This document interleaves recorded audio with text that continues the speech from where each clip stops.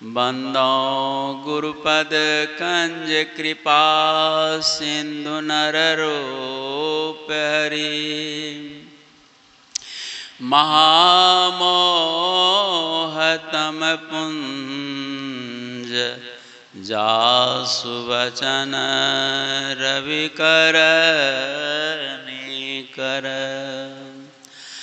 भक्ति भक्त भगवंत गुरु चतुर नाम बपुए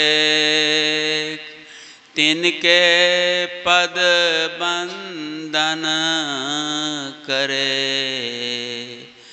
नासे विघ्न तिनके पद बंदन करे नासे विघ्न अव्यक्त रूप में सर्वत्र विराजमान प्रातः स्मरणीय अनंत श्री विभूषित ब्रह्मलीन परमाराध्य श्री सद्गुरु महाराज के पावन युगल चरणों में कोटिशः नमन। मंच पर गुणातीत स्वरूप सम्मानित साधु चरणों में कोटिशः नमन। यत्र तत्र से आए हुए संवेद समादरणीय सज्जन वृंद महानुभाव आदरणीय माताओं एवं भक्तिमती बहनों, अभी हम लोग मौसम के खराब होने से मंदिर में सत्संग कर रहे हैं छोटे रूप में। नहीं तो ये आयोजक महोदय लोग बहुत उदार दिल के हैं, विशाल हृदय के हैं, जो पंडाल भी बहुत बड़ा बनाए थे, लेकिन भगवान की मंजूरी नहीं है, तो इसलिए हम लोग मंदिर में छोटे रूप में सत्संग में बैठे हैं। और सुबह भी सत्संग हुआ, अभी दूसरे पाली में हम आप उपस्थित हैं। अभी सत्संग की महिमा एवं संत की विशेषता के विषय में पाठ हुआ है, और यह पाठ कोई नया नहीं हुआ है। भगवान अनादि काल से ये पाठ होता आ रहा है, संस्कृत में वेदों में, और फिर रामचरितमानस लिखा गया तो मानस का जब पाठ होता है तब इसकी चर्चा होती है, संतों की सत्संग की। तो आज यहाँ पर भी वही सत्संग की पाठ हम सब सुने हैं, सत्संग की महिमा के विषय में, संत की विशेषता के विषय में, संत की विशेषता और सत्संग की महिमा क्या है। एक मैं लघु प्रसंग कहकर आप लोगों को बताऊं। गुरु नानक देव जी महाराज तलवंडी में उनका घर था, वे रहते थे तलवंडी में ही, वे सत्संग करते थे, गृहस्थाश्रमी थे, और उनके सत्संग का प्रचार बहुत दूर तक फैला हुआ था, और लोग उनके सत्संग में भाग लिया करते थे। तो उनके सत्संग में एक दिन देहात का किसान पहुंच गया। तो पहुंचते ही उन्होंने प्रश्न किया कि सत्संग की महिमा और संत दर्शन की विशेषता क्या है। तो गुरु नानक देव जी महाराज ऊपर नीचे उस व्यक्ति को देखा, देखकर समझा कि मैं समझाऊंगा तो ये समझेगा नहीं, ये जिस तरह के यह व्यक्ति है उसी तरह का व्यक्ति इसको समझाएगा तो तत्काल ये समझ लेगा। कुछ ऐसी भी बातें होती है जो कुछ समझाने पर लोग नहीं समझते हैं, और जैसे वो लोग हैं वैसे लोगों के संग की बात को सुन कर के वो समझ जाते हैं। तो गुरु नानक देव जी ने कहा कि सुनो, यहाँ से 1 किलोमीटर की दूरी पर एक विशाल वृक्ष है, उस वृक्ष के निकट कोई आदमी है, उन्हीं से पूछना कि सत्संग की महिमा और संत दरस की विशेषता क्या है, हमें आप बतावें, वो बता देंगे, जाओ। सत्संग सुनकर वो व्यक्ति वहाँ गया तो उस वृक्ष के ऊपर 2 कौवे बैठे थे। तो कौवे से क्या बात करे। तो दूसरे दिन फिर सत्संग में आए, सत्संग में बैठा, सुना। जब समाप्ति होने लगी तो वो कहे कि गुरुदेव बता दीजिए, मैं कल पूछा था, आपने कहा था कि वहाँ जाओ, कोई होगा उनसे पूछ लेना। तो वहाँ तो कोई है नहीं, 2 कौवे मिले, तो हम कौवे से क्या बात करते, आप बता दीजिए। कहा कि आज जाओ, कोई न कोई जरूर मिलेंगे। फिर बात को दोहराया नहीं और सुन करके जाते हैं तो उस वृक्ष के ऊपर 2 कोयल पक्षी मिलते हैं। ये भी पक्षी है, पक्षी से क्या बात करें। तो लौट करके तीसरे दिन पहुंचते हैं सत्संग में। कहा गुरुदेव कृपा करके हमें बता दीजिए सत्संग की महिमा और संत दरस की विशेषता क्या है।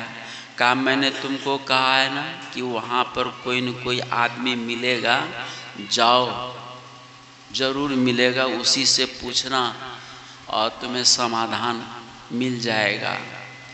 फिर जाते हैं तो तीसरे दिन 2 हंस पक्षी मिलते हैं। अब तीनों दिन लगातार पक्षी का ही दरस परस हो रहा है।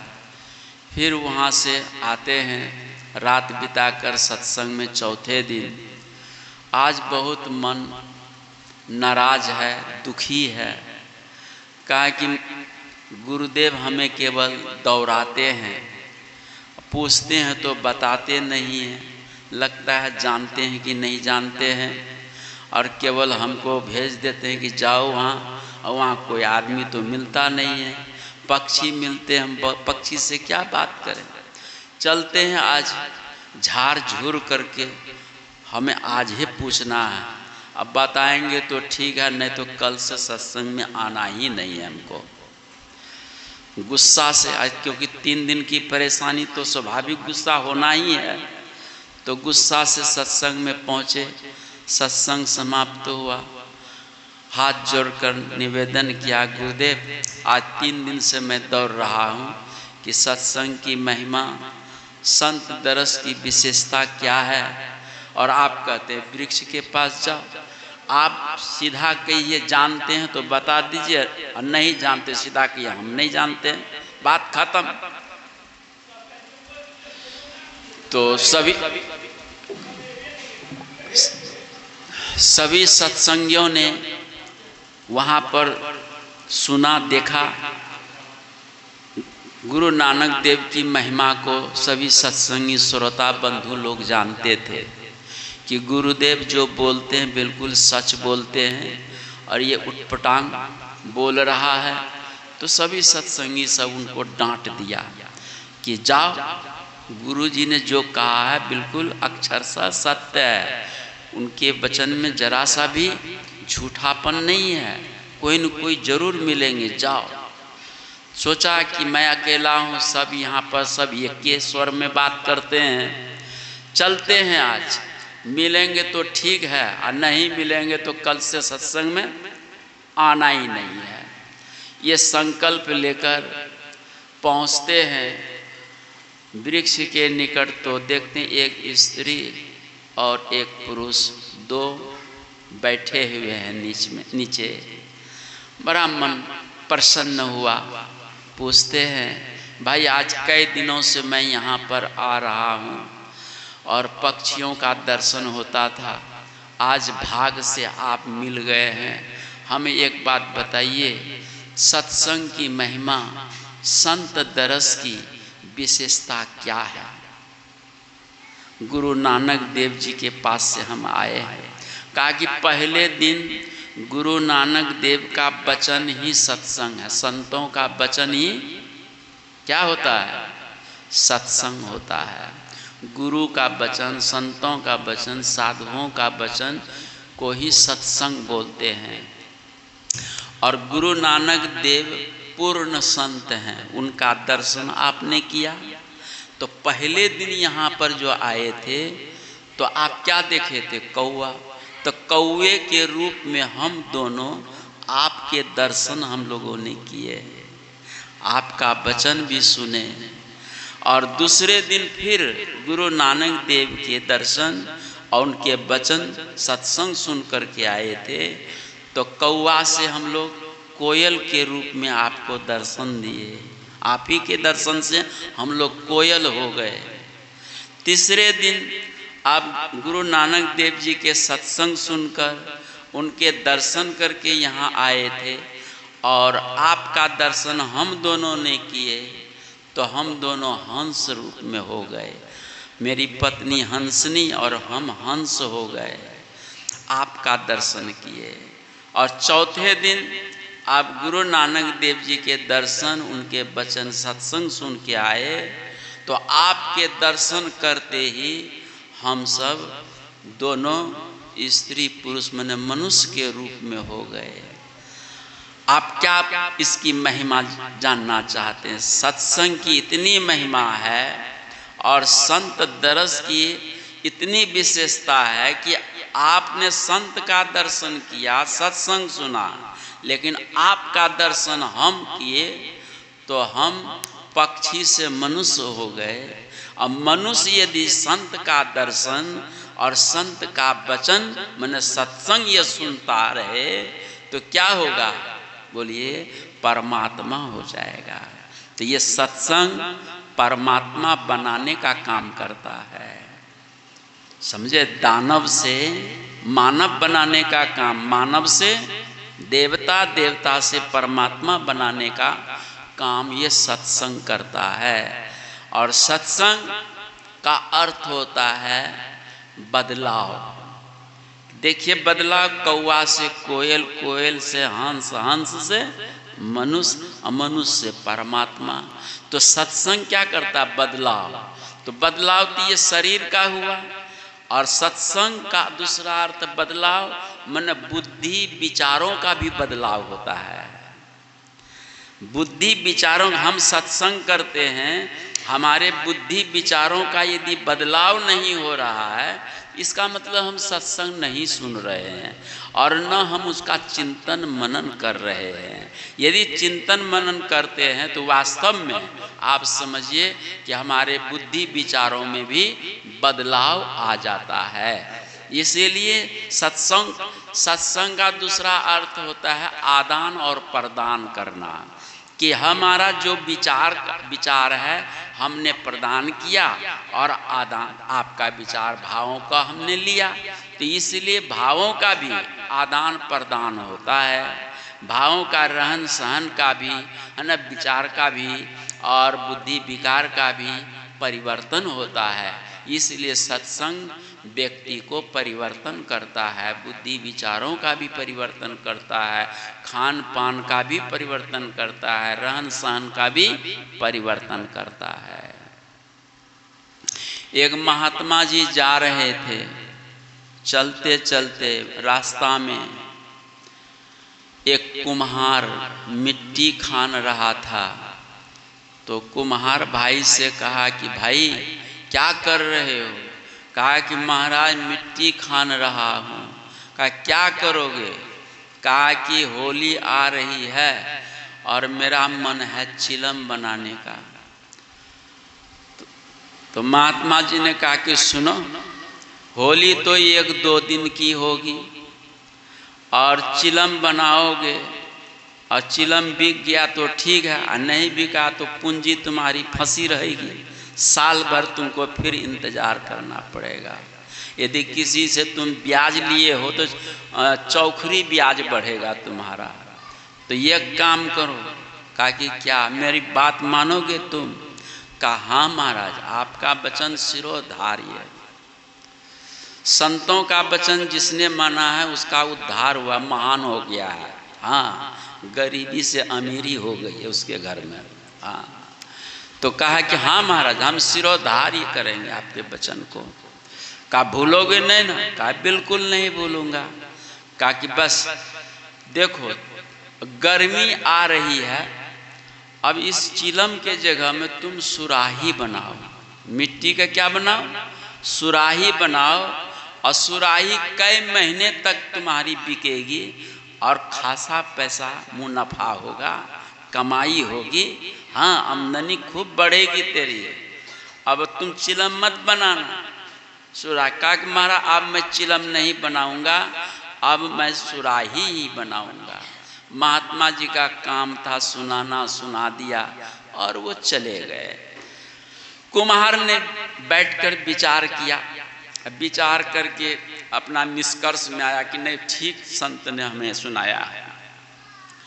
अब मिट्टी कह रही है कि कुम्हार के विचार से मैं अभी अभी चिलम बनने जा रही थी, चिलम मैं बनती तो जीवन भर जलती, और जो भी मुझे छूता उसको भी जलाती, जो ओठ में मुख में लगाता उसके ओठ मुख को भी जलाती, और जो धुआं खींचता, सोंठ मारते हैं ना, तो उसके फेफड़ा कलेजे को भी मैं जलाती। लेकिन संतों का सत्संग महान होता है। सत्संग का, संतों का विचार कितना महान है। सत्संग विचार सुनाया और सत्संग से कुम्हार का विचार बदला। अब मिट्टी कहती है मेरा तो जीवन ही बदल गया। कुम्हार का विचार बदला, मेरा जीवन ही बदल गया। क्यों? अब मैं जीवन भर शीतल रहूंगी। मेरा पानी जो पिएगा उसको भी मैं शीतल कर दूंगी, ठंडी कर दूंगी। अब बताओ, जलाने का काम करना चाहते हो कि शीतल बनने का काम करना चाहते हो? ये सत्संग है ना, जलता हुआ व्यक्ति को शीतल बनाता है, ठंडा बनाता है। इतनी शीतलता चंद्रमा में नहीं है जितनी शीतलता संतों के वचन में है। इतनी शीतलता चंद्रमा की किरणों में नहीं है। जो बड़े घर की बहु बेटियां सूरज की किरण में नहीं आती है कि मेरी त्वचा झुलस जाएगी, रंग बदल जाएंगे, चेहरे में झुर्रियां पड़ जाएगी, तब वो चंद्रमा की शीतल किरणें में वो बहु बेटियां बड़े घर की निकलती है बाहर। लेकिन यहाँ संत लोग कहते हैं, शास्त्र में लिखा है कि चंद्रमा की किरण में भी उतनी शीतलता नहीं है जितनी शीतलता संतों में है, संतों के संग में है, संतों के वचन में है। जो शीतलता भरने से और जीवन में, परिवार में और समाज में जो जल रहा है आदमी, उबल रहा है आदमी, तड़प रहा है आदमी, उसके तर्पण सदा के लिए छूट जाता है। ये सत्संग संतों का संगति से होता है। ये इसीलिए विचारों का आदान प्रदान, और आपस में यदि कोई वैमनस्य में है, राग द्वेष में है, तो सत्संग सुने, महापुरुषों का सत्संग में जाए, गोतनी गोतनी में, सास पतों में, भाई भाई में, न पड़ोसी पड़ोसी में। शायद इधर तो नहीं होता कि यहाँ पर बराबर सत्संग होता है, लेकिन जहाँ नहीं होता वहाँ की बात कर रहा हूँ मैं। यदि सत्संग में जाए तो उसका विचार, बुद्धि सारा एकदम पवित्र और शीतलमय हो जाएगा। इसलिए सत्संग महान है। और सत्संग एक क्षण, आधा क्षण हर इंसान को करना चाहिए। आपके पास 24 घंटा समय नहीं है तो चलिए एक आध घंटा ही सही, एक आध घंटा भी समय नहीं है तो 10-15 मिनट ही सही, लेकिन 10-15 मिनट भी नहीं तो एक क्षण के लिए भी सत्संग में जाना चाहिए। इसके विषय में पुराण में एक प्रसंग है। विदेहराज निमि, विदेहराज निमि के घर 9 योगेश्वर गए हुए हैं और 9 योगेश्वर ये पूर्ण संत हैं। अबाध गति से सनकादिक के तरह यहाँ वहाँ लोगों के कल्याण के लिए जाते रहते हैं। तो उनके घर गए तो विदेहराज निमि जब से 9 संत आए तब से खड़े पांव से शाम से लेकर के सुबह तक उन लोगों की सेवा में तत्पर रहे। जब वे लोग खा पी करके जाने लगे तो विदेहराज निमि हाथ जोड़कर निवेदन किया कि गुरुदेव, आप लोगों का वचन ही तो सत्संग है और सत्संग आप लोगों का अमोघ होता है। अमोघ होता है जो नरक में बैतरनी नदी में गिरते गिरते यह सत्संग बचा लेता है। यह सत्संग ऐसा है कि बैतरनी नदी में गिरते गिरते प्राणी को स्वर्ग मोक्ष धाम में पहुंचा देता है। इसलिए हे प्रभु, हे भगवान, मेरे हितार्थ के लिए कुछ आप उपदेश हमें दें। तो जाते समय में 9 योगेश्वरों ने समास रूप में उपदेश दिया है। संसारे अस्मिन् क्षणार्धम सत्संगम सेवधि निरनाम यस्मात् वाप्यते सर्वं पुरुषार्थम चतुष्टयम्। हे राजन सुनो, संसारे अस्मिन, इस शरीर में रहकर इसी संसार में क्षणा अर्धम, एक क्षण ने तो आधा क्षण मनुष्य रूप में आकर, मनुष्य शरीर में आकर नृणाम सत्संगम सेवधि, सत्संग की सेवा करनी चाहिए। सत्संग की सेवा क्या है? आप बैठ करके श्रद्धापूर्वक एकाग्र चित्त होकर जो सुन रहे हैं, ये सुनना ही शुश्रूषा कहलाता है। शुश्रूषा का मतलब यही सेवा। शुश्रूषा का अर्थ 2 होता है। शुश्रूषा का 2 अर्थ होता है, एक सुनना, ठीक, और एक सेवा करना।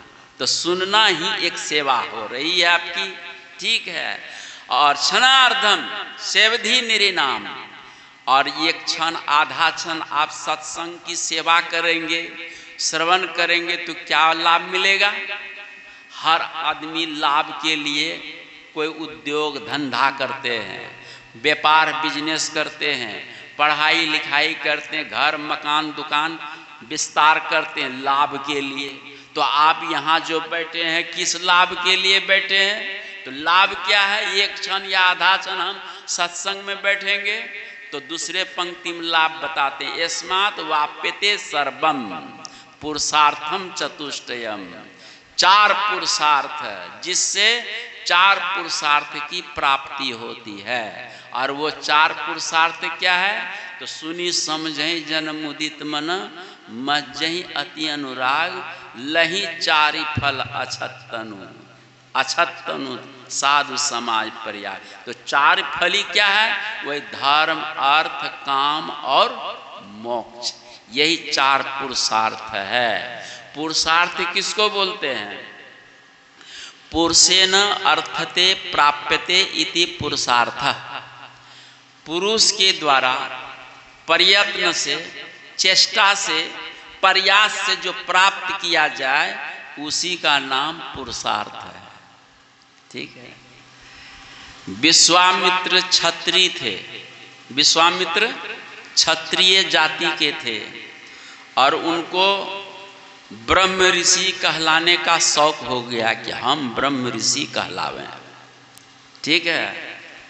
और उन्होंने बहुत सिर तोड़ परिश्रम से उन्होंने तपस्या की, ऐसी तपस्या की कि सारा जगत उनको ब्रह्म ऋषि कहने लगे।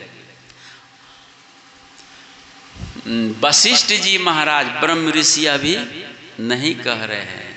तो जो वरिष्ठ समाज में लोग होते हैं और वे लोग जो सम्मान दे देते हैं, प्रशस्ति पत्र दे देते हैं, तो प्रमाणित हो जाता है। और अन्य लोग कोई भी कुछ दे उससे प्रमाणित नहीं होता है।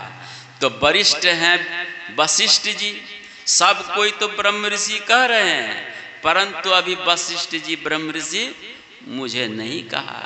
अब ब्रह्म ऋषि कहलाने के लिए उनके 100 पुत्र मार डाले वशिष्ठ जी के, फिर भी ये ब्रह्म ऋषि नहीं कह रहे। तो एक दिन विश्वामित्र सोचे कि आज इस बुढ़ा को जो है जान से ही मार के खत्म कर देना है। हाँ, क्योंकि दुनिया के लोग हमें ब्रह्म ऋषि कहते हैं, इनको ब्रह्म ऋषि कहने में क्या दिक्कत है? 100 पुत्र को मार दिया हूँ, फिर भी ये नहीं कह रहे हैं। इनकी पत्नी अरुंधति भी कह रही है कि सब कोई विश्वामित्र को ब्रह्म ऋषि कह रहे हैं, आप क्यों नहीं कहते? तुम नहीं जानती हो इसलिए मैं नहीं कह रहा हूँ। तो एक दिन पेड़ के डाल में छुपे हुए थे, पत्तों की ओठ में, और वहीं पर वशिष्ठ जी विद्या अध्ययन कराते थे, मैंने विद्यार्थियों को वेदांत पढ़ाते थे। तो विद्यार्थियों ने कहा गुरुदेव, सब कोई विश्वामित्र को ब्रह्म ऋषि कह रहे हैं और ब्रह्म ऋषि के पद को प्राप्त भी कर लिए हैं, तो आप क्यों नहीं कहते हैं? न कहने के कारण 100 पुत्र भी मारे गए हैं। तो वो कहते हैं कि जानते हो, हम कहेंगे ना, है वो क्षत्रिय जाति का, ब्रह्म ऋषि तपस्या से ब्रह्म पद को प्राप्त कर लिया है, सचमुच वो ब्रह्म ऋषि है, कहलाने योग्य है। हम इसलिए नहीं कह रहे हैं, यदि कहेंगे ना तो उनको अहंकार हो जाएगा। क्या हो जाएगा? अहंकार हो जाएगा। अहंकार न हो, मेरे 100 पुत्र मर गए, कोई चिंता मुझे नहीं है, लेकिन उनको अहंकार न हो, इसलिए मैं ब्रह्म ऋषि उनको नहीं कह रहा। आप जरा विचार कीजिए। इतनी बात सुनते ही धड़ाम से वहीं पर शिष्यों के बीच एकदम गिर पड़े, देखते चौंक गई तो विश्वामित्र जी हैं।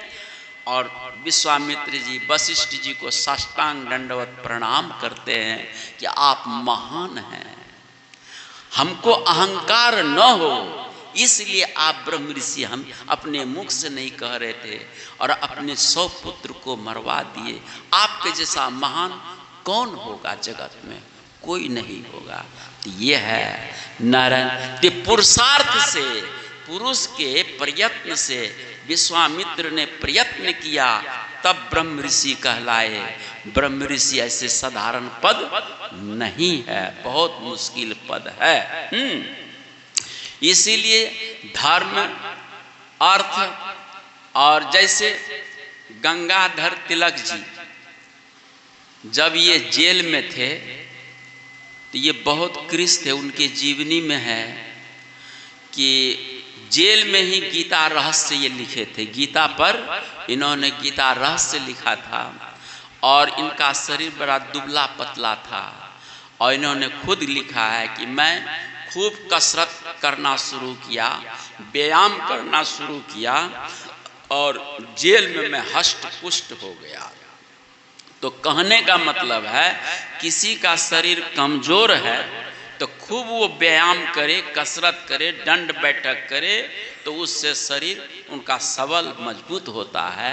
किसी की बुद्धि कमजोर है तो खूब वो विद्या अध्ययन करे, खूब पढ़े, याद करे तो एक दिन वो बड़ा विद्वान हो सकता है। तो हर चीज प्रयत्न से, चेष्टा से, तो वैसे मोक्ष मोक्ष जो सुख है ये भी प्रयत्न से, चेष्टा से ही उपलब्ध होता है।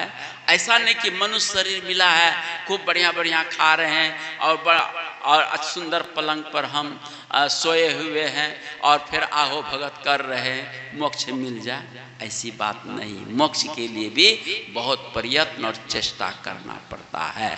तो इसलिए ये सत्संग और सुनी समझई जन मुदित मना, सुनी समझई जन मुदित मना की बात।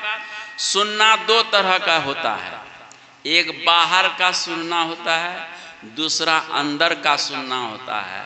हमारे संत मत में एक विशेषता है कि आपने सब कुछ साधना में ध्यान में प्राप्त कर लिया, लेकिन सूरज का भी दर्शन कर लिया, चंद्रमा का दर्शन कर लिया, तारों का दर्शन कर लिया, ठीक है, सब प्रकाश का, बिजली का, सब का दर्शन कर लिया, लेकिन नाद ब्रह्म का दर्शन नहीं हुआ तो अभी भी नैया डगमग है, भवसागर में नैया डगमग है। तो नाद ब्रह्म को सुनने के लिए हमारे संत मत में विधान है कि अंतिम साधना को, है ना, तीनों बंद करा के, है ना, तीन क्या है ना, क्या मुख है, कान है, आँख है, तीनों बंद को बंद करा करके अनहद वाणी को जो सुने, और वहाँ सदगुरु की आवाज रोज होती है, जब से जन्म हुआ है तब से सदगुरु की आवाज हो रही है, आ रही धुर से सदा तेरे बुलाने के लिए। हाँ, वो परमात्मा हमको रोज बुला रहे हैं, लेकिन हमको सुनाई नहीं दे रहा। क्यों? हम संसार के शब्दों में, परिवार के शब्दों में, बेटा बेटी के शब्दों में उलझे हुए परमात्मा सदगुरु के शब्द सुनाई नहीं पड़ रहा है। कब सुनाई पड़ेगा? जब हम उनके नजदीक में जाएंगे, समीप में जाएंगे। बतनहा चौक पर बहुत सा शब्द हो रहा है, क्या आपको सुनाई दे रहा है? क्यों नहीं दे रहा है? दूरी है, ठीक है ना। जब नजदीक क्रमशः आप चलते रहेंगे, बतनहा चौक पर निकट चले जाएंगे तो शब्द करने वाला और शब्द दोनों आपको सुनाई और दिखाई देगा। तो वैसे ही हम आप इंद्रियों में फंसे हुए हैं, इंद्रियों में उलझे हुए हैं, रूपों में फंसे हुए हैं, रूपों के स्वादों में, विषयों के स्वादों में, इसलिए उस शब्द को, नाद ब्रह्म को हम नहीं सुन पाते हैं। और उस सदगुरु की आवाज को एक बार भी साधक सुन ले तो फिर वो उसी का हो जाएगा। इसलिए अंतर का सुनना है। तो इसलिए बाहर का सुनने से चार फल तो आपको मिलेंगे, लेकिन अंदर का शब्द आप सुनेंगे तो उसमें कोई शंका, संशय नहीं रहेगा, चारों फल आपको मिलना ही मिलना है, ये बात रखिए। इसलिए अंदर का सुनने का प्रयास करिए, उसको कहते हैं नाद ब्रह्म। नाद ब्रह्म को जो सुन लेता है वो उसी का हो जाता है। इसीलिए सुनने का कई तरीका है, जो जैसा का सुनता है वो वैसा। हम लोग इतना यहाँ पर जमा हुए हैं कैसे? संतों का सुन सुन करके यहाँ जमा हुए हैं। संतों का पहले से नहीं सुने हुए होते तो हम लोग यहाँ नहीं आते, समझे। शराबी का जो सुनेगा शराबी के पास पहुँचेगा, चोर बदमाश का सुनेगा चोर बदमाश के पास जाएगा, ठीक है। तो वैसे साधु संत भगवान का जो सुनेगा वो साधु संत भगवान के पास जाएगा। इसलिए कहा क्या कि श्रुत्वा ज्ञानम, श्रुत्वा धर्मम बीजानाति, श्रुत्वा ज्ञानम मापुनुयात, श्रुत्वा मोक्षम मापुनुयात। सुन सुन करके ज्ञान को लोग जानते हैं, सुन सुन करके लोग धर्म को जानते हैं, कर्तव्य अकर्तव्य को, धर्म अधर्म को, पाप और पुण्य को जानते हैं सुन सुन करके ही। और कहते सुन सुन करके मोक्षम मापुनुयात, सुन करके ही मोक्ष मिलेगा, ऐसे नहीं मिलेगा मोक्ष। इसलिए सुनना एक सूक्ष्म का होता है, एक स्थूल का होता है। इसीलिए सूर्यताम ज्ञान सर्वस्वम श्रुत्वा चैव अवधार्यताम आत्मनः प्रतिकूलानि परेशान न समाचरेत। ये पंचतंत्र में कहते हैं कि सब तरह का ज्ञान को आप सुनिए और सुन करके आत्मनः प्रतिकूलानि परेशान न समाचरित, अपने प्रतिकूल आचरण न करिए। जैसे उदाहरण के लिए दूसरे की गाली हमको अच्छी नहीं लगती है, तो हो सकता है कि मेरी भी गाली दूसरे को अच्छी नहीं लगेगी। दूसरे का कटु वचन हमको अच्छा नहीं लगता है, तो हो सकता है मेरा भी कटु वचन दूसरे को अच्छा नहीं लगेगा। तो ऐसा दूसरे के प्रति हम दूसरे से अच्छा चाह रहे हैं और दूसरे के प्रति हम कटु व्यवहार कर रहे हैं, कटु शब्द प्रयोग कर रहे हैं, ये कैसे होगा? संगत नहीं होगा। इसलिए कहा आत्मनः प्रतिकूलानि, सब ज्ञान को सुनकर और जो हमें अच्छा लगता है वही दूसरे को अच्छा लगता है, जो हमें खराब लगता है वो दूसरे को भी खराब लगता है। ऐसा ही आचरण हम सत्संगियों को, हम साधु महात्मा को भी करना चाहिए, तब ये हमारा ज्ञान है, और नहीं तो क्या है? अज्ञान है। क्या? अज्ञान है। नारद बाबा एक बार बैकुंठ धाम गए और जाकर पूछे कि बाबा भगवान, मेरे अंदर एक जिज्ञासा है, आप कृपा करके समाधान करें। कहा कि क्या? कहा कि आपने बहुत से लोकांतर बनाया, ठीक है, बहुत से लोकांतर बनाया, अनेक प्रकार की सृष्टि की, अनेक प्रकार के जीवों की रचना भी की है।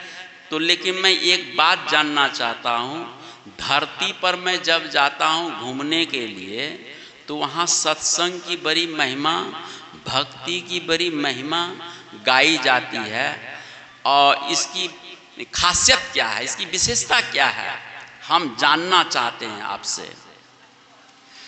तो नारद बाबा की बात को सुनकर भगवान विष्णु ने कहा कि यदि मेरे मुख से तुम क्या सुनना चाहते हो, जाओ जाओ, धरती पर एक विशाल वृक्ष है, उस वृक्ष से एक कीड़ा, काला कलोटा कीड़ा उतर रहा है, अभी अभी जाओ, उसी से पूछना कि सत्संग की विशेषता और संत की महिमा क्या है।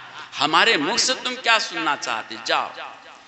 यहाँ से वहाँ से जब ये आए धरती पर, जैसा नमूना दिए थे, तो देखते सही माने एक बहुत विशाल वृक्ष है, एक काला और कलोटा एक जीव कीड़ा उतर रहा है। कहा कि सुनो कीड़ा, मैं बैकुंठ लोक से आया हूँ। कहा क्या बात? कहा कि सत्संग की विशेषता, सत्संग की महिमा, संत की विशेषता क्या है, सो बताओ। इतनी बात सुनते वो कीड़ा मर करके गिर पड़ा धरती पर, और अपने कर्मानुसार वो कीड़ा पक्षी योनि में चला गया। और ये भूत भविष्य का ज्ञाता था त्रिकालदर्शी नारद बाबा, उनको देख लिए दिव्य दृष्टि से ये पक्षी योनि में चला गया है। तो नारद बाबा वहाँ जाकर कहते, अरे भाई तुमसे हम पूछे और सुनते ही मर गए, तो बताओ सत्संग की विशेषता और संत दर्शन की महिमा क्या है। तो सुनते वो भी पक्षी मर गया, मर करके फिर पशु योनि में गया, वहाँ भी नारद बाबा पूछे, सुनते वहाँ भी मर, कई योनियों में गए, घूमते घामते अंतिम में मनुष्य योनि में वो जीव पहुँचा। जैसे मनुष्य प्रसव घर में वो बच्चा का जन्म हुआ है, और जन्म होते ही नारद बाबा वहाँ पहुँच गए। पहुँचते ही कहते हैं कि देखो मैं कई योनियों से तुम्हारा पीछा कर रहा हूँ, और सुनते ही तुम मर जाते हो, दूसरे जगह जन्म लेते हो, हमें तुम बता दो, आज तुम मनुष्य शरीर में आए हो। तो सुनते ही कहा कि सत्संग की विशेषता और संत दर्शन की महिमा क्या है। इतनी बात सुनते ही वो ठट्ठा करके खूब जोर से हंसा, इतना हंसा ठट्ठा कर जोर से, तो नारद बाबा को उपहास जैसा महसूस हुआ। हमने तो कोई अनुचित बात नहीं पूछी, ये सुन करके ये क्यों ठट्ठा करके उपहास जैसा हंसी मजाक किया। तो इतने में वो बच्चा कहता है कि बाबा आपको समझ आनी चाहिए। कहा कि समझ कहाँ, सबसे पहले जन्म में हम कीड़ा रूप में थे, आप दया करके कृपा करके आपने वचन सुनाया, आपका वचन ही सत्संग है, और आपने दया करके दर्शन दिया, और दर्शन करते हुए शरीर छूटा तो उससे उत्तम योनि मुझे पक्षी का मिला। वहाँ भी आप दर्शन दिए, उससे दर्शन करते शरीर छूटा तो उससे उत्तम योनि पशु योनि में हम गए। वहाँ से फिर हम कृपा करके आपने दर्शन दिया, वचन सुनाया, और दर्शन करते मेरा शरीर छूटा। आज दया करके कृपा करके यहाँ पर मनुष्य शरीर में जन्म लिया हूँ, तो यहाँ भी आप दया करके आप दर्शन देने और वचन सुनाने आए हैं। बाबा मैं इसलिए ठट्ठा करके हंसा कि आप कितने दयालु हैं, कृपालु हैं, कि आज मैं आपका दर्शन करते हुए वचन सुनते हुए अब मैं मोक्ष धाम में जा रहा हूँ। और बस प्राण छूट गया उस बच्चा का, और वो मोक्ष धाम को चला गया। तो देख लीजिए, ये सत्संग मोक्ष भी देता है। क्या देता है? मोक्ष देता है। इसलिए सत्संग कुछ करो या ना करो, सत्संग सुनते रहो, तो दुर्गुणों से, अवगुणों से, चुगली, निंदा, शिकायत से तुम बचते रहोगे। कम से कम 2-4 घंटा ऐसे रोज भगवान गुरु से प्रार्थना करो कि रोज हमको ऐसे 2-4 घंटा सत्संग दो और भजन सुनाओ। कुछ मत करो, ध्यानों नहीं करोगे तो कम से कम सदाचार का पालन पूरा पक्का होगा। 5 पापों से जरूर बचोगे। अभी सत्संग में बैठे हो, कोई पाप हो रहा है बताओ? झूठ, चोरी, नशा, हिंसा और बेविचार, ये 5 पाप है ना। गुरु महाराज के 5 सूत्र है। आप घर परिवार में रहते कोई न कोई पाप जरूर करते, इधर उधर की बात जरूर करते, चुगली निंदा जरूर करते, या चलते थे कहीं जीव हिंसा होती, छोटी छोटी चींटियां मरती पांव तले, या चाहे कुछ भी पाप तो होता। लेकिन आप सत्संग में बैठे हैं, चाहे 2 घंटा 3 घंटा आप सत्संग में बैठे हैं, 5 पापों से आप बचे हुए हैं। 5 पापों से आप बचे हुए हैं। इसी प्रकार का समय आपका बैलेंस, आप जैसे आप ध्यान में बैठते हैं, ध्यान में बैठते आपका मन स्थिर रहता है? सच पूछिए, कलेजा में हाथ दे के पूछिए, नहीं रहता स्थिर, है ना। आंख बंद, डिब्बा गए, सीरियल चालू, सीरियल आंख खोल के है तो कोई सीरियल नहीं, कोई टीवी नहीं, आंख बंद होते टीवी चालू। मतलब अब घर द्वार की बात, दुख तकलीफ, शोक संताप मन में आने लगते। लेकिन सत्संग में 3 घंटा 4 घंटा बैठो, कोई सीरियल चलता है मन में? कोई सीरियल नहीं चलता, कोई टीवी नहीं, वैगना टीवी सब बंद है। देखो कितनी उपलब्धियां हैं इस सत्संग में। इसलिए कलयुग में सबसे तरने का सहज उपाय यदि है, ये सत्संग ही एक आधार है, महापुरुषों ने बनाया है। अनेक जन्मों से ना लोग सत्संग करते हुए आए हैं, उन्हीं को यह सत्संग प्राप्त होता है, उन्हीं का जीवन पवित्र होता है। जिन्होंने पहले जन्म में सत्संग नहीं किया, उनको सत्संग इस जन्म में भी नहीं मिलता। इसलिए भाग्य उदय न बहु जन्म समा जितेना, सत्संगम चलबते पुरुषो यदा वै, अज्ञान कृत मोह मद अंधकार नाशम विधाय हे, ततो उदयते विवेक। कहते हैं कि भाग्य उदय न बहु जन्म समार्जिते न, अनेक जन्मों के जब पुण्य उदय होता है, धर्म इकट्ठा होता है, तदा वै लभते सत्संगम, तब प्राणी को सत्संग, जीव को सत्संग प्राप्त होता है। साधारण पुण्य से सत्संग किसी को मिलता न। यदि सत्संग मिल रहा है तो कोई न कोई जन्मों के विशेष पुण्य उदय हुआ है, तब हमें सत्संग प्राप्त हुआ। ये वचन कह रहा है, हम नहीं कह रहे हैं। क्योंकि अभी सुन रहे थे ना कि सत्संग की महिमा, संतों की महिमा की बड़ाई शारदा भी नहीं कर सकती। शेष सहस्त्र मुखों से भी वर्णन नहीं कर सकते। हम तुच्छ मुख से क्या वर्णन करेंगे? हमको क्या आता है? कुछ आता है?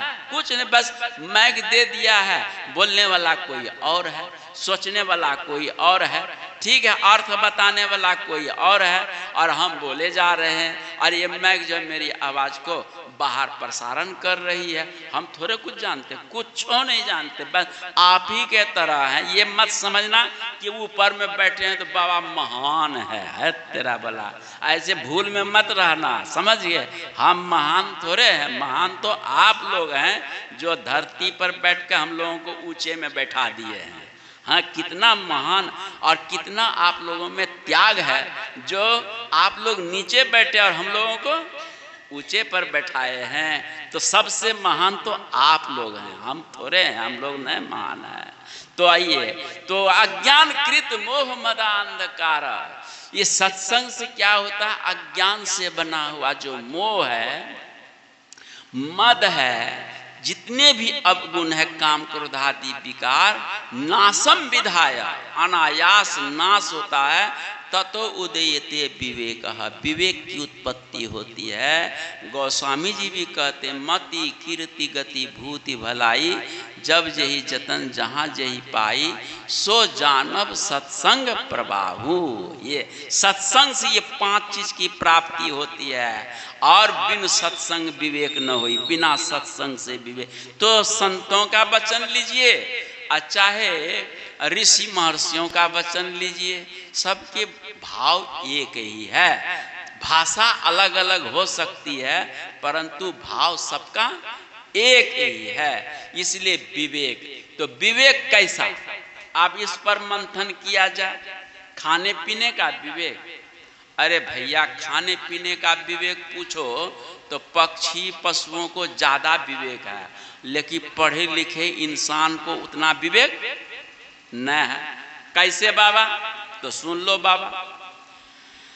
कबूतर हमने सुना, देखा तो नहीं। पूज्य महर्षि संत शाही स्वामी जी महाराज के वचन में है कि कबूतर दाना जो चुगता है वो फोड़ता है। जिस दाना में कोई कीड़ा है, पिल्लू है, उस दाना को कबूतर नहीं खाता है। अन्य दाना जिसमें कोई किसी प्रकार के कीड़ा पिल्लू नहीं, उस दाना को कबूतर खाता है, ठीक है।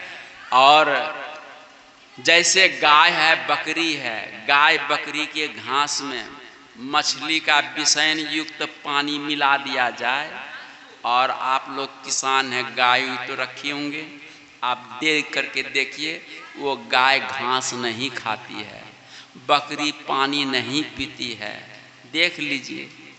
पढ़े लिखे नहीं है, ठीक है, लेकिन वही मछली तेल नमक मसाला मिला करके और मनुष्य को दे दीजिए, और मनुष्य जो है जहाँ 4 रोटी खाए तो वहाँ 8 रोटी खा जाए, जहाँ 1 थाली भात खाए तो वहाँ 2 थाली भात खा जाए, क्योंकि वो चटकदार सब्जी होती है ना। चटकदार सब्जी में इसीलिए घर में दरिद्रता ज़्यादा रहती है। जो अधिक खाएगा और कमाएगा कम, उसके घर में अमीरी आएगी, उसके घर में गरीबी ही गरीबी आती है।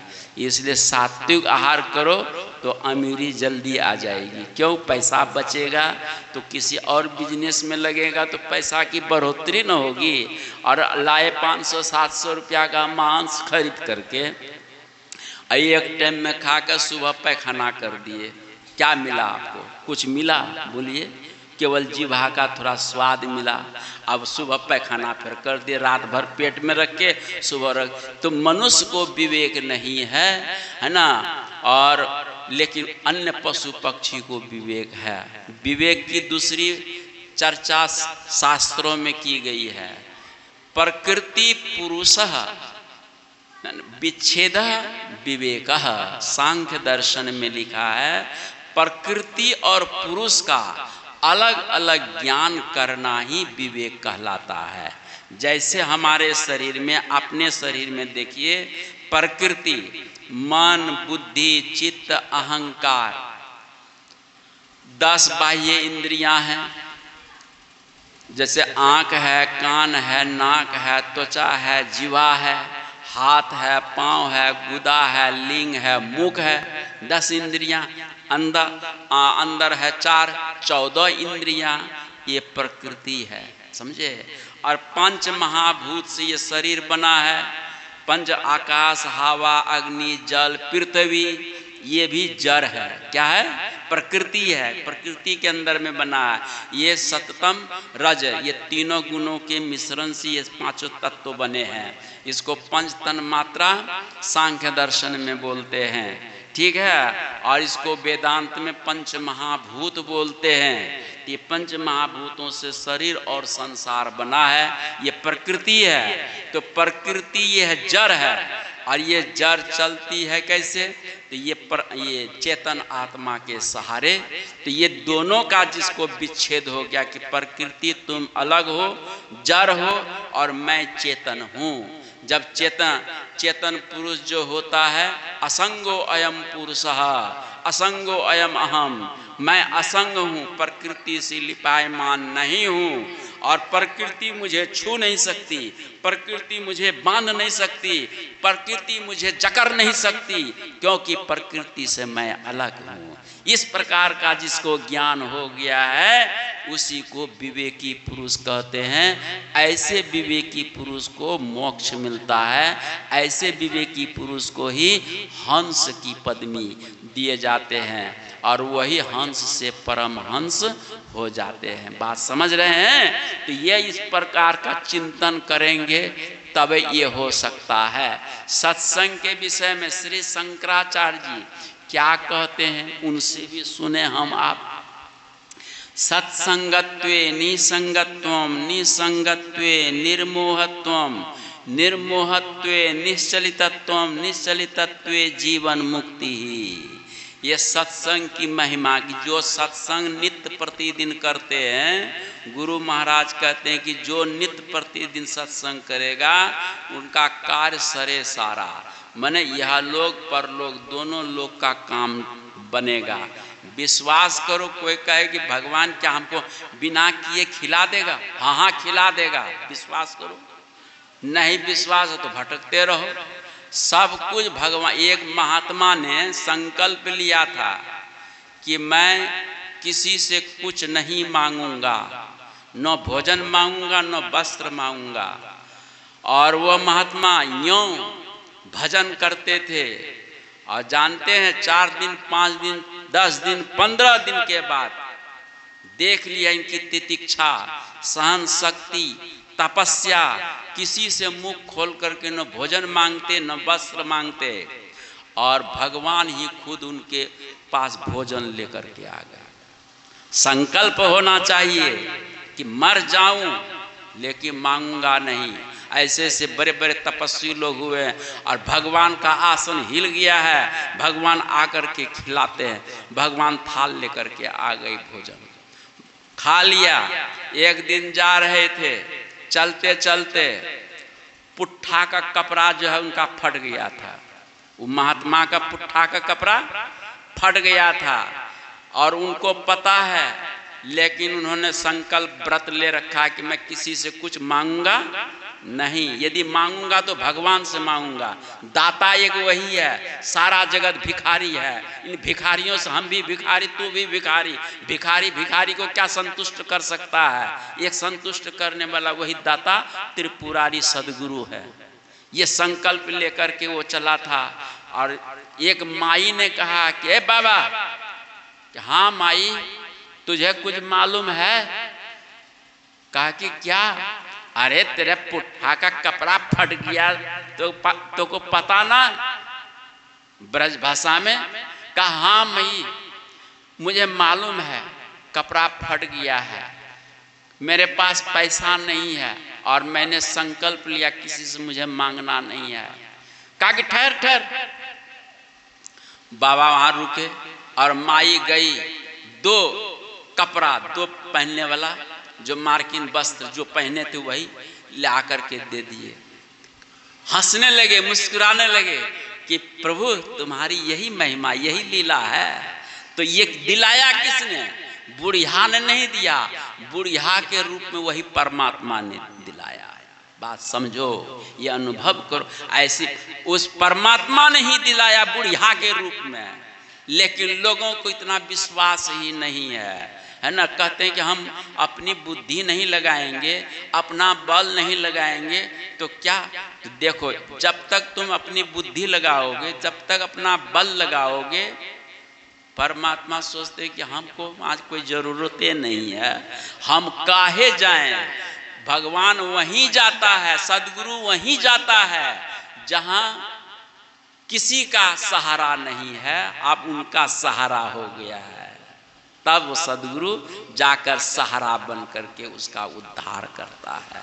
बात समझ रहे हैं? तो उतना तो कलेजा होना चाहिए, संकल्प में अडिगता होनी चाहिए। वो आप चमत्कार उनसे देख सकते हैं, एक नहीं हजारों चमत्कार आप अनुभव कर सकते हैं, लेकिन वैसी तपस्या नहीं, उतनी बुद्धि परिपक्व नहीं। सत्संग जरूर सुनते हैं, बुद्धि परिपक्व हमारी आपकी नहीं है, इसलिए प्रभु की चतुराई को हम क्या जान पाए।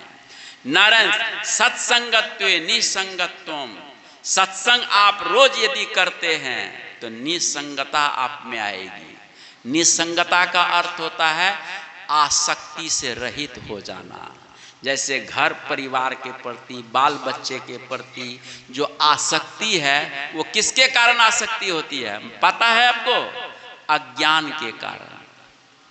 अज्ञान के कारण न परिवार को, संसार को आप अपना समझते हैं। अज्ञान यदि खत्म हो जाए तो कोई भी आपको नहीं दिखाई देगा। ये ब्रह्म के अतिरिक्त कुछ है ही नहीं है जगत में। ब्रह्म के सिवा जगत में कुछ भी नहीं है। विश्वास कर लो, लिख लो बढ़िया से, अचरा या धोती में बांध लो, ब्रह्म के अतिरिक्त जगत में कुछ भी नहीं है। हाँ, यदि है तो एक ब्रह्म है, ब्रह्म का ही नाना रूप है, और हमको माया ने फंसा रखा है, हमको माया ने उलझा रखा है। सही विवेक होने के लिए नहीं दे रही है। ये माया की चतुराई को कोई कोई बिरला महापुरुष ही उसको समझ पाते हैं, न तो माया की चतुराई को सब कोई नहीं समझ सकते। माया से सब कोई ठगे जा रहे हैं। हाँ ना, महात्मा हो या गृहस्थ हो या विरक्त, सब ठगे जा रहे हैं। कोई कोई महापुरुष बिरले जो माया से बच पाएगा। इसलिए है ना, आसक्ति से रहित हो जाना।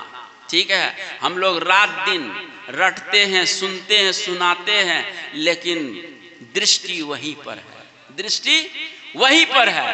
तो इसका मतलब है कि बाहर से कुछ, भीतर में कुछ और बैठा हुआ अज्ञान वो राज कर रहा है। अज्ञान राज कर रहा है, बाहर से कुछ और बतिया रहे हैं और भीतर में अज्ञान छाया हुआ है। ये सच्ची बात बता रहा हूँ, इसलिए इस सच्ची बात से बाहर निकलो, तब वो सुख मिलेगा। ब्रह्म का, सदगुरु की उपासना का, ध्यान का रहस्य आपके सामने तब खुलेगा, ऐसे नहीं खुलता। इसलिए सत्संगत्व निसंगत्वम, आसक्ति से रहित हो जाना। और जब आसक्ति नहीं है तब निर्मोहत्वम, किसी से फिर मोह ममता नहीं है। संसार का जाल क्या है? मोह और ममता ही जाल है। इस मोह ममता रूपी जाल को जो फाड़ करके निकल गया, फिर माया कुछ उसको बिगाड़ नहीं सकती। मोह और ममता रूपी ही तो रस्सी है, बहुत बड़ी रस्सी है, बहुत सूक्ष्म रस्सी है। इस रस्सी को तोड़ पाना बहुत वीर का काम है, बहुत बड़ा ज्ञानी का काम है। याद रखिए, एक पहलवान चैंपियन, उसको किसी अपराध में पकड़ करके जेल में डाल दिया।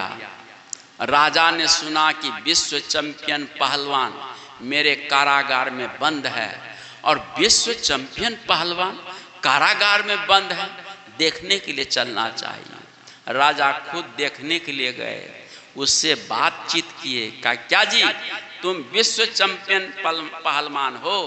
कहा कि हाँ महाराज, हम विश्व चैंपियन पहलवान हैं। कहा कि तुम में क्या विशेषता है जो विश्व चैंपियन पहलवान हो तुम? कहा कि आप आदेश तो करें, आदेश करें, हम विशेषता आपको दिखाते हैं। कहा कि मेरा आदेश है कि बिना औजार, बिना हथियार के तुम हथकड़ी, लोहे की हथकड़ी को तोड़ दो, लोहे के पांव की बेरियां तोड़ दो, लोहे की करधनी भी तुम तोड़ डालो, तब हम देखें। कहा कि ठीक है महाराज, एवं अस्तु। हाथ को ऐसे ऐठा, लोहे की हथकड़ी टूट गई। पांव में भी ऐठन लगाया, पांव की भी बेरी टूट गई। कमर को भी ऐसे घुमाया कि लोहे की करधनी टूट गई। आश्चर्य का ठिकाना नहीं रहा। अब तो राजा देखकर हैरान हो गया। कहा कि और भी कुछ है तुम में विशेषता, आप आदेश तो करें। कहा कि मेरा आदेश है, ये दीवार जेल की टूट जानी चाहिए बिना औजार हथियार से। अब विश्व चैंपियन पहलवान था और दीवार के साथ में जैसे धक्का मारा और धराशायी होकर वो दीवार गिर पड़ी। और जानते हैं जेल की दीवार छोटी मोटी नहीं होती है, 25, 30, 40 इंची मोटी होती है। हाँ, और धराशायी होकर गिर गई। तो राजा ने कहा इतना बल तुम्हारे पास होते हुए और तुम हथकड़ी लगा करके इस जेल में क्यों सर रहे थे? तुम तो कभी भी तोड़ के निकल सकता था। कहा हाँ महाराज, हम कभी भी आजाद हो सकते थे, क्यों नहीं हुआ आजाद? कहा कि इसलिए मैं आजाद नहीं हुआ, यदि आजाद में हो जाता तो मेरे बच्चे को, परिवार को जेल में या कोल्हू में पेरवा देते, इसलिए उन्हें कष्ट न हो और इसलिए मैं ही खुद इस जेल में सर रहा हूँ। देख लीजिए, अब ये जो है, ये मोह की रस्सी में, ममता की रस्सी बहुत सूक्ष्म होती है, किसी को दिखाई नहीं पड़ती उसका परिवार कहाँ है, बाल बच्चा कहाँ है, अब पहलवान जेल में सर रहा है। ये मोह ममता की रस्सी में, डोर में बंद करके। तो वैसे ये संसार एक जेल है, परिवार भी एक जेल है। हम आप सब वही मोह ममता की रस्सी में जकड़े हुए हैं। कितना भी यहाँ पर ब्रह्मा जैसे है ना गुरु महाराज आए और सब संत आए, लेकिन किन्हीं का वचन भी प्रभावित कर नहीं पा रहा। बस खा रहे, पी रहे, चल रहे हैं, सुन रहे हैं, दिन बीत रहा है, दिन बीत रहा है, लेकिन क्रांति जीवन में आ नहीं रही है। क्रांति नहीं आ रही है। क्रांति का मतलब रात रात भर ध्यान करना, आंख से आंसू बहाना उनके नाम पर। एक महात्मा कह रहे थे, प्रभु बस मेरी लालसा पूरी कर दो। क्या लालसा है? बस तुमको मैं देख लूं भर नजर। मेरी एक यही लालसा है और कोई लालसा नहीं। मेरा शरीर छूटे चाहे रहे, हमको एक लालसा है। और बोले जा रहे, आंख से आंसू बहाए जा रहे हैं। यहाँ बेटा के लिए लालसा है, नौकरी के लिए लालसा है, घर मकान दुकान के लिए लालसा है। वो प्रभु कैसे आ जाएंगे? प्रभु कैसे आ जाएंगे? इसीलिए नारायण सत्संगत्वे निसंगत्वम, निसंगत्वे निर्मोहत्वम, निर्मोहत्वे निश्चलितत्वम। जब मोह ममता कुछ भी नहीं है ज्ञानी के जीवन में, तो अपने स्वस्वरूप में वह स्थिर हो गया। स्वस्वरूप में स्थिर हो गया है। आग लगे बस्ती में और स्वस्वरूप ज्ञानी रहे मस्ती में। अपने ज्ञानी वो स्वरूप में मस्ती में रहता है। ये बात है। नारायण उनको कोई चीज का दग्धायाम मिथिलायाम, मिथिला नगरयाम आग लग गई है। मंत्री सिपाही सब आए हैं सुनाने और सभा के मध्य में जनक जी बैठे हैं कि महाराज मिथिला नगरी में आग लग गई है, आदेश कीजिए कि जल्दी आग बुझाई जाए। तो विदेहराज जनक जी कहते मिथिला नगरी में आग लगी है, मेरी नगरी में आग नहीं लगी है, मेरी नगरी अभी सुरक्षित है। और इस आग की बात सुन करके बहुत से वहां साधु ब्राह्मण बैठे थे, अल्पज्ञ सब उठ करके भागने लगे अपना झोला कमंडल बचाने के लिए, लंगोटी कपड़े बचाने के लिए। लेकिन विदेहराज जनक बैठे अपने स्वस्वरूप में स्थिर है। ये है निश्चलितत्वम। चाहे कुछ भी हो जाए, प्रिय अप्रिय घटना घट जाए, लेकिन उनके अंदर में कोई क्षोभ पैदा न हो, यही सत्संग का फल है। हम आप सत्संग सुनते हैं।